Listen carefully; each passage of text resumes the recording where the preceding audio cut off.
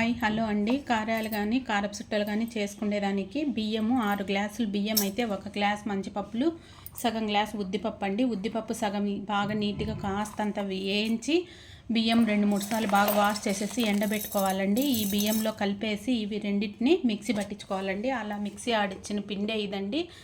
ఇప్పుడు దీంతో మనము కారాలు కానీ కారపు చుట్టలు రెండు చేసి చూపిస్తానండి మీకు.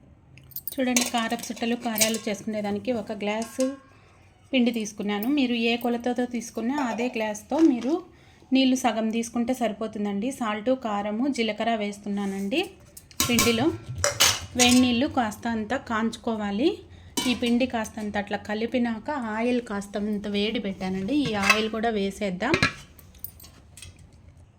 ఇలా ఆయిల్ వేసాక కలుపుకోవాలండి నీట్గా. నీళ్ళు కాస్త వేడిగా ఉంటాయి కాబట్టి కొంచెం కొంచెం వేసి కలుపుకోండి.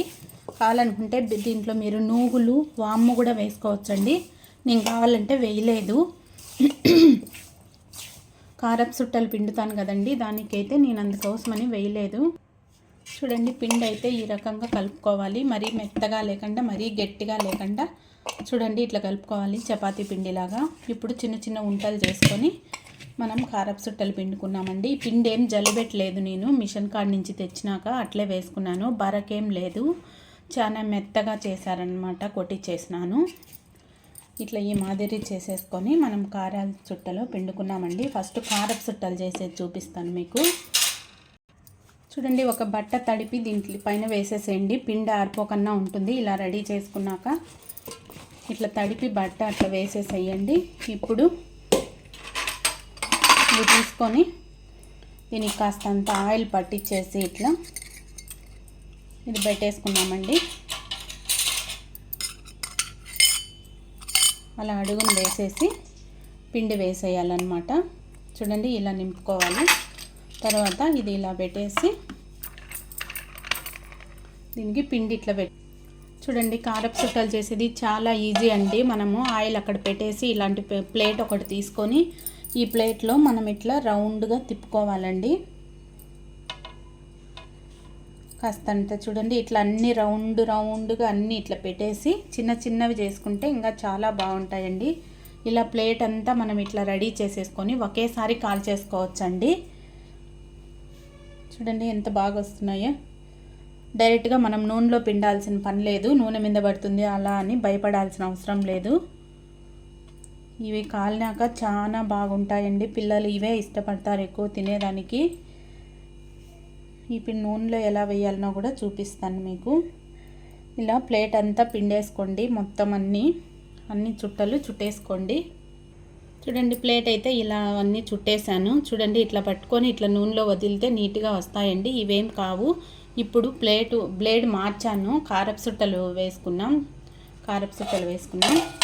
ప్లేట్ పక్కన పెట్టి వీంట్లోకి అట్లా కాదండి, ఒక్కొక్క దాంట్లో ఒక్కొక్కటి పిండుకోవాలి. ఇట్లా తిరగదిప్పించేటప్పుడు రావన్నమాట ఆయిల్లో వేసేటప్పుడు. అందుకే చెప్తున్నాను, ఇలాంటి చిన్న చిన్న ప్లేట్లలో ఒక్కొక్కటి పిండుకోవాలి. ఇవి కారపు చుట్టల మాదిరి కాదు.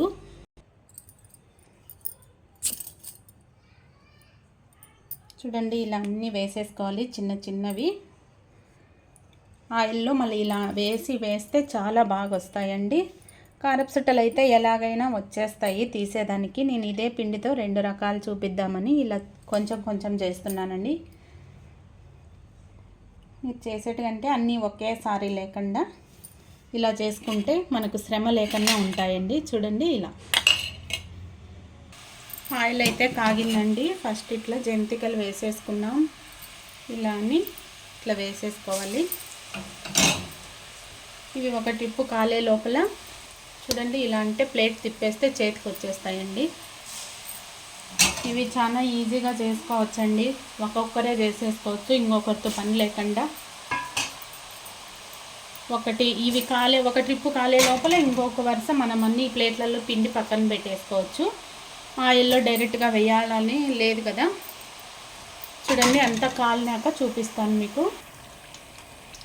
ఒక్కొక్కసారి ఇలా కారం లేకుండా ఒట్టి సాల్ట్ ఒకటే వేసేసి చేస్తానండి పిల్లలకి. ఎప్పుడన్నా ఉద్దిపప్పు లేకుండా ఓన్లీ మంచిపప్పులు, బియ్యము కూడా తీసుకొని చేసుకోవచ్చండి. ఇవి ఇంకా బాగా వస్తాయి. ఉద్దిపప్పు వేస్తే ఏమంటే టేస్ట్ కోసం అండి. చూడండి కారపు చుట్టలు కూడా ఇలా మెల్లిగా చేతిలోకి తీసుకొని ఇట్లా వేసుకోవాలండి. రౌండ్ ఊడిపోకుండా ఇట్లా అన్నీ వదిలేసేయాలి నీళ్ళల్లో అంటున్నా, నాకు కొంచెం టెన్షన్గా మాట్లాడుతున్నాను కదండి, ఆ మాదిరి వచ్చేస్తుంది. నూనెలో వేసేసుకోవాలి.